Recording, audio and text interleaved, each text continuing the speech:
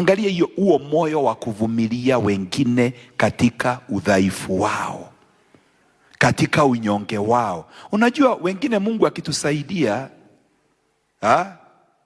akituinua, sometimes we may trash other people, na tuwe hatuna moyo na nafasi ya kuwavumilia na kuwasaidia na kuwainua wakaweze kushikilia nafasi zao. Bado Barak ndiye aliongoza jeshi.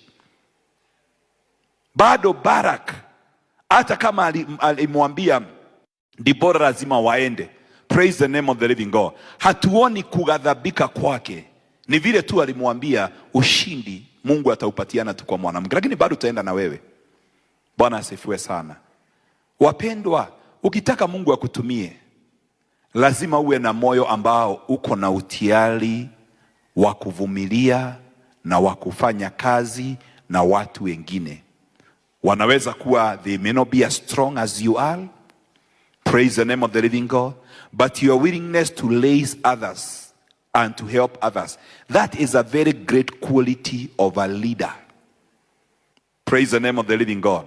A leader ni mtu ambaye ako tayari kusaidia wengine kuinuka. Bwana asifiwe sana. Hana competition na watu. Unajua kuna watu moyo wao ni wa mashindano.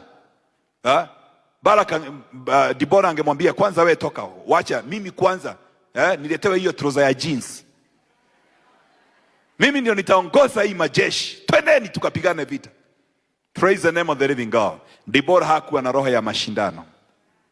Bwana asifiwe sana. Because alikuwa anajiamini katika nafasi yake. You know, there are people who are so insecure. They don't want to see anyone else rising. Because you are so insecure. Unaona kama kila mtu akiinuka anachukua nafasi yako. That is not the heart that God wants. Because kila mtu akiinuka utakuwa unamaliza, ndio ibaki tu ni wewe.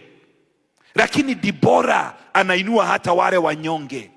Debora anainua hata wale hawana imani. Debora anafanya kazi na hata wale wadhaifu. Praise the name of the living God. Hallelujah. If you are going to rise as a great leader, as a deliverer, lazima uwe na moyo wa kuvumilia. So that is why when you see some people around our lives, and they may not be very strong or perfect, ama wakati mwingine hata unaangalia unaona kasoro zao, sio kwa sababu wakati mwingine hatujui, lakini tunajua ya kwamba wakati Mungu amekuita kama kiongozi, amekuita uvumilie watu. Na kuvumilia sio kumaanisha you are compromising. Me, I don't compromise. I can keep you around my life. I can even be working with you, but it does not mean I have compromised. It just means I am patient. I am long suffering. I'm willing to give you time to change. Praise the name of the living God. Hata mimi sijafika hapa kwa siku moja.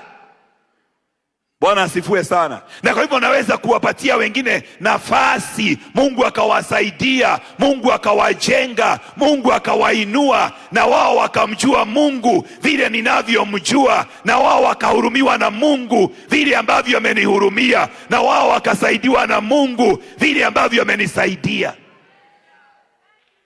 Praise the name of the living God. Do you have a heart to help others? Bwana asifiwe sana. Unajua kuna watu, hata ukiwa mahali, ukiwa head of department, because you are so insecure, ukiona ule mtu anainuka, kazi yako ni kumtafutia makosa. Na akifanya makosa kidogo, una amplify makosa yake. Ndio wewe uonekane wewe ndiye mkubwa. Na yule alikuwa anainuka, una expose udhaifu wake. Umeshaikuwa na watu kama hao? Ule mtu alikuwa anainuka, you are so insecure, akifanya makosa kidogo una amplify hiyo makosa, mpaka unatangaza ya kwamba lazima tuwe na siku ya kutubu vile huyu fulani amefanya. Ndio umuexpose kabisa, ndio uonyeshe udhaifu wake, ndio uonyeshe amefanya kitu mbaya. Bwana asifiwe sana. Hallelujah. Inawezekana hata Debora hii mambo hakuna mtu alienda akiambia huyu Baraka hata ni muoga, huyu hata ninamwambia, inaonekana hii mambo ya kusema hata mfalme huyu Sisera ataua na mwanamke ni vile tu alikuwa anajadili, sio ati alikuwa anataka kumwaibisha. Tusiwe watu ambao hatuna nafasi ya kufanya kazi na watu wengine na ya kusaidia watu wengine wakiinuka. Bwana apewe sifa. Imagine Debora alimwambia Barak, kwa sababu ya vile unaendea hili jambo, hii heshima haitakuja kwako. Kumaanisha hata Debora alikuwa anajua, ijapokuwa ni mimi Mungu amezungumzia ya kwamba atapatiana ushindi, Mungu anataka kuheshimisha mtu mwingine kwa kuleta huo ushindi. Je, unaweza kukubalia ya kwamba wewe ndio unaomba, lakini maombi yako yataheshimisha mtu mwingine? Praise the name of the living God. Wewe ndio umefunga, lakini unafunga ndio ubaki mtu mwingine. Wewe hautaonekana. Bwana asifiwe sana. Wewe hautaonekana. That is how people rise in this kingdom.